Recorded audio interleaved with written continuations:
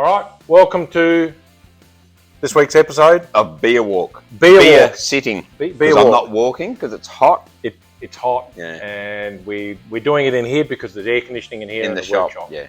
So good. The workshop is very hot and humid. So We hit 500 subscribers. Woohoo! Look out, Richard Rawlings. See, he has millennials. We don't Yeah, even have that. we can't afford millennials. He's got 1 million. We got 500. But hey, for the people that are following, thank you very much. It is appreciated. Maybe if you just watch our videos and go, I'm not following those idiots, maybe like and subscribe. That's what all the famous Just do it anyway. Yeah. Even if you don't like it, can you just subscribe? Because we could make money. No, I doubt whether we we'll are never ever make going money. to make money. But yeah, look, it was just a thank you for the 500 people. And then we've been working on the trucks all week, basically. Yeah, today was test drive day. Yes, we test drove everything. Yeah. And everything went well. Some are better than others. It's funny how like a restored 37 Ford truck does not drive anything like an LS powered GMC 75. pickup. Very totally different. Yeah. Very different drive experience. I know which one I preferred. Yes. Well, one of them know. you don't have to double clutch every gear, and That's it crunches, exactly right. and it's got a carby. Yeah. So, Yeah. So yeah, but I'll go out in tomorrow when it's cooler, and I'll film some stuff and I'll put it together, and then next week we'll do more stuff. Yeah. Cool. Cheers. Cheers. Bye.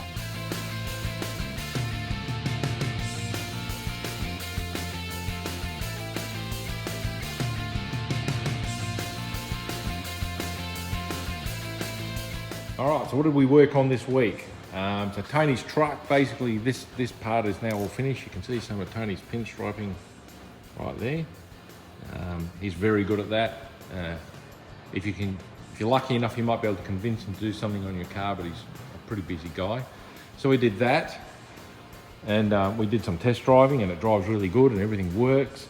The aircon's in. We put the spare wheel on with it will have those hubcaps on the others, but we just want to do some test driving. Then inside, we basically went through and sort of dynamated all the floor and all that sort of stuff. The gear shift indicator thing is now there. That's just got to be wired in. Gauges, a couple of little things to finish off. Just waiting on glass for the other side, but now you can sort of see that we'll get a bit of carpet on that. And that's it for Tony's truck.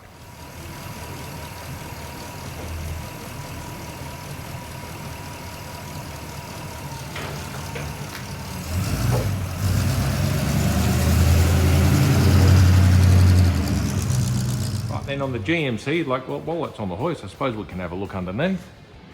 You can see through here, we've sort of, everything's pretty neat and tidy and new and clean. And there's the fully rebuilt gearbox.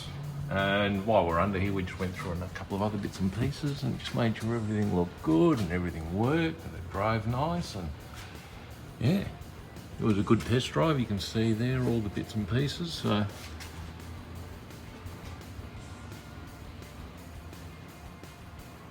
it went well.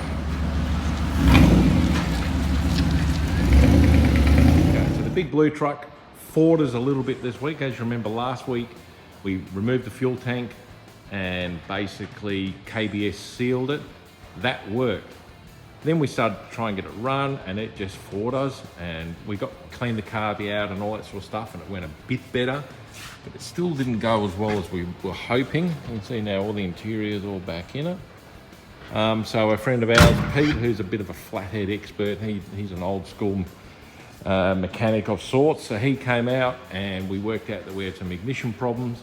So we've now got another distributor on it, and we checked a few more things with the carby, and it's running better, but still not quite right. So we're going to try another carby.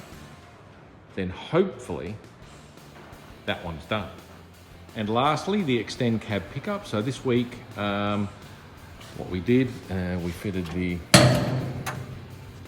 brake pedal. There you can see the inside. And so then we'll come around here, and you can see there, as I just move up and trip over it, Craig made a nice little recess for it to sit in, looking very fancy. Obviously we had to have it high enough to clear the rocker covers and valve covers if you're in America. And the thing is, we have to leave room under the dash because like most of the vehicles we build nowadays, they want air conditioning. So obviously most of that underdash area there, by the time we take that up with air conditioning and gauges, there won't be room for a booster master cylinder. So that's why we opted to go through the firewall. So that's it for this week. So next week it'll be test drive. We'll do lots of test driving. Craig will take them home. That's a good half an hour in full traffic and all that sort of stuff. So he'll get that sorted out. And then once that's done, a couple of little electrical jobs on Tony's. Then basically it's engineering. We've got to do sweep volume and dyno tests. That's correct. Unfortunately in Australia that is a requirement, especially Western Australia. So both trucks have to go and have a capacity test and a horsepower test, because we have to be 180 kilowatts per tonne. To give you some idea, so that's like a stock 57 Chev can basically have a stock LS1 legally. But we're also going to Custom Cars and Coffee tomorrow. We'll get some coverage of that. Like and subscribe. See you next week.